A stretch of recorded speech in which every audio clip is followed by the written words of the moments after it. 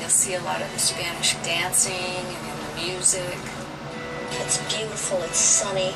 People have no idea when they hear about Tucson, Arizona, and think that it's just a big desert wasteland, and they come here and see the beautiful mountains and our fabulous weather.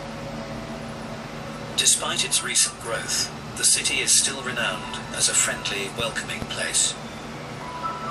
We have a very small town feel, even though there's probably about 800,000 people that live in the community. Definitely just a nice, chill place, great place to raise a family. I love that growing up just because I felt safe. One young resident's early years in Tucson began no differently to anyone else. Born on the 10th of September 1988, Jared Lee Loeffner was raised an only child in a working-class area of the city. His mother was a respected and well-liked manager for the Parks and Recreation Department of Pima County, and his father stayed at home, restoring cars for money. Growing up in Tucson, it's nice just because it's very quiet. You get to the suburbs, and it's just a nice, calm place. People, they're still friendly, though. There's always something to do. There's never a boring time. During his early years, Loeffner enjoyed a close-knit circle of friends. I met Jared through a mutual friend. We were in middle school. We were about like 12, 13 at the time, and the common bond we had was music. At that time, I had just learned how to play the guitar, so I was just like, I need to start a band. I need to go do something. And a mutual friend was like, hey, yeah, Jared, he plays bass. Like, go talk to Jared. The first time I met Jared, I believe it was at a party, and because we kind of all had the same friends. Although he demonstrated a rebellious streak in his early teenage years, Loeffner was far from a concern to either his parents or those around him. I think we were with Jared. We were in my neighborhood, and we're going up and down the streets, and we're getting out and smashing all the mailboxes on the street. Pretty much just get into a lot of trouble, drink, go, wreak havoc on neighborhoods, kind of stuff like that.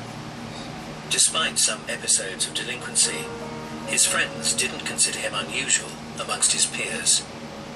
He was on the same page as everyone else. His conversations, everything he was doing seemed absolutely normal. But as Jared Loeffner reached his late teens, the friendly, relaxed musician that everyone liked began to change for the worse.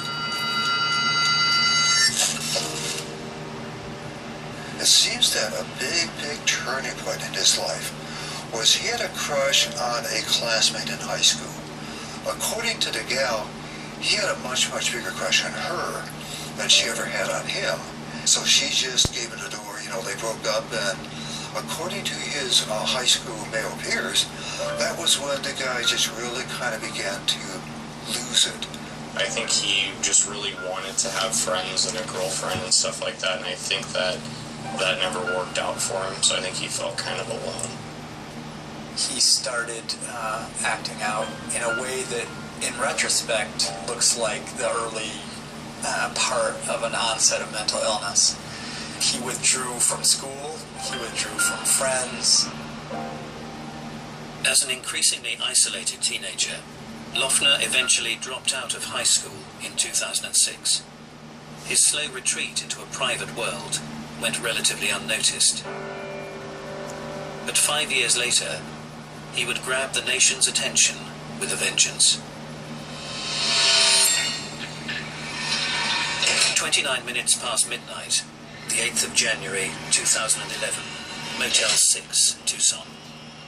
10 hours before embarking on his killing spree, Jared Loeffner checked into room 411. Throughout the night, Loeffner carried out a series of movements that saw him putting into place the final preparations for an assassination attempt on Congresswoman Gabrielle Giffords. Before the spree, Loeffner was clearly very busy. He was no doubt suffering from what we would often call future foreshortening. He wasn't looking much beyond the next 24 hours. In fact, he may not have believed he would survive the next 24 hours. As the night progressed, Loeffner made several short trips to a local convenience store. At 1 a.m., he picked up a roll of newly developed film, containing photos he'd taken of himself only hours earlier. There were several pictures of Jared Loeffner, one of him in female underwear. It was kind of odd. And there was a photograph of a 9mm gun on top of a U.S. textbook. Loeffner made the final return to his room at 4:12 a.m. with his newly developed photographs.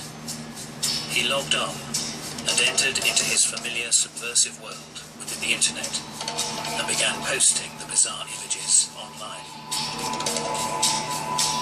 He spent into the wee hours on the computer, sending emails out and, goodbye, dear friends, stuff like that.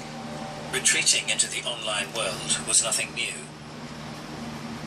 In recent months, Loeffner had been pushing away friends and family in the real world in favor of a community online, where he hoped his increasingly irrational views would find a home. A lot of his MySpace records showed that he was into revolutionary literature such as Fahrenheit 351, as well as Mein Kampf, though he was well read in a typical standard teenage way. One particular site was a gathering place for conspiracy theorists and skeptics, and here Loeffner hoped his odd views would find recognition. He would often post long rambling comments, often about currency, about the Constitution of America, how high schools were an illegal act, and how gold and silver were the only true currency to believe in. Loeffner's views began falling on deaf ears, some onliners even going so far as to suggest he seek psychological help. A lot of his fellow students and professors became really spooked, very freaked out by the guy's very, very bizarre behavior. He seemed kind of irrational, very irritated, almost demanding certain things, just not calm anymore, almost, just total opposite. He was changed big time. He had a very, very bizarre temper, and I think he was starting to do drugs with the guys he was hanging out with at that time. He didn't really seem, always to be like happy-go-lucky or anything. He seemed like he kind of had like a dark side to him, or maybe a sadness.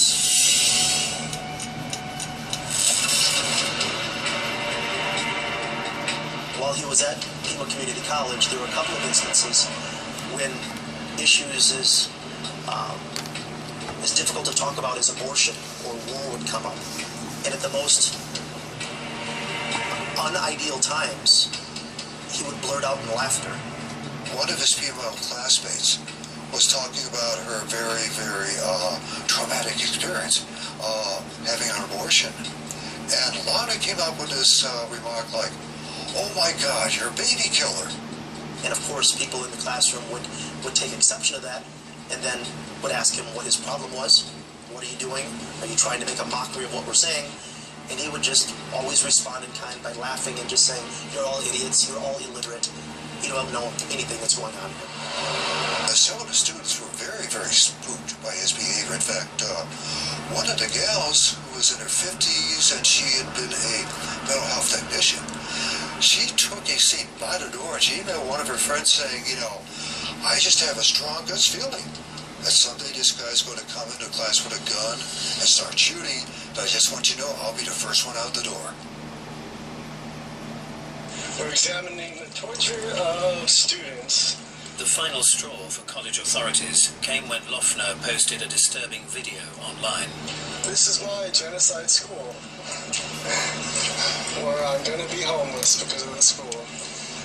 The Pima Community College police discovered a video he had made. He took a handheld camera and he walked around the campus of Pima Community College, and he basically talked about it being the biggest waste of money in American education. This is Pima Community College, one of the biggest scams in America. This is from Jared? What? This is creepy. It did not seem like anything, it didn't seem like any of his interests that he was previously aligned with. Here's the best part, the bookstore, the bookstore, the bookstore, the bookstore. It is so illegal to sell this book under the Constitution. We are also subject by our freedom of speech. It was a rambling, psychotic video that set off alarm bells in the Pima Community College Police Department. If the student is unable to locate the external universe, and the student is unable to locate the internal universe, where is all my subjects? I could say something sound right now, but I don't feel like it. Finally, the authorities at Pima College had a meeting with Lauder and his parents and said, you know, enough is enough. We're kicking you out of college.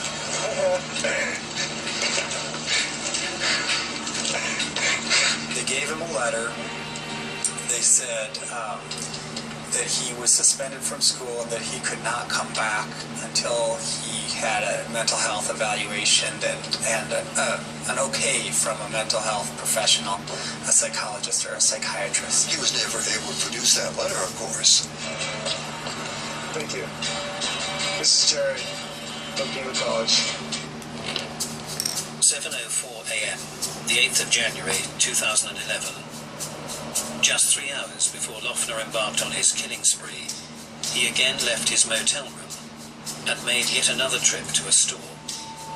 This time he tried to buy ammunition for a recently purchased handgun. He had attempted to purchase 9mm ammunition. However, his behavior was so erratic that the sales clerk denied him. Actually told him, I'll go check the back to see if I can find any extra ammunition.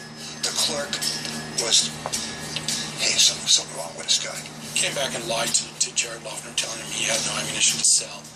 The gun Loeffner was trying to buy ammunition for was a high-capacity semi-automatic, legally purchased by himself only a few weeks earlier. He also developed an interest in firearms, which isn't that unusual, but did concern some of his friends when he showed up with a gun here or there. Some friends had some concerns about him owning a gun. At 7:31 a.m., undeterred, Loeffner again attempted to purchase ammunition from a different store. This time, failing to raise any suspicions, he succeeded in buying 8 boxes, containing a total of 400 rounds. He already had his weaponry. He had the Glock semi-automatic with several magazines, which nobody needs, you know, unless you're in military combat. With only hours to go before the arrival of his main target, Congresswoman Gabrielle Giffords, Loeffner was on the move once again. This time he was making his way home. As Loeffner approached the front door of his house, he was confronted by his father. His father said, what the hell are you doing here with this big bag there? Where are you going? In recent months, the relationship between Loeffner and his parents had become increasingly strained. His parents had actually disabled his vehicle and at one point taken away his shotgun just because they feared that Jared might be doing something or might consider doing something that wouldn't be safe for him or anyone else. Both Randy and Amy Loeffner were clearly concerned about their son's behavior. They tried to talk to him, and they just couldn't make any headway. But that, too, speaks volumes. It speaks to his parents being concerned just about Jared's state of mind. They had no idea what he was about to embark upon, but they knew that their son was battling something, and he was certainly confused, to say the very least. Outside the front of the home, a standoff between father and son continued. Well, his dad was evidently very spooked to the point where he prohibited him to go back and use the car. Grabbing a black bag from the boot of the car, Loeffner turned and fled from his home. The guy ran several blocks away, calls for a cab on his cell, so a cab comes down to pick him up. In just a matter of minutes, Loeffner would embark on a killing spree that would shock the nation to its core.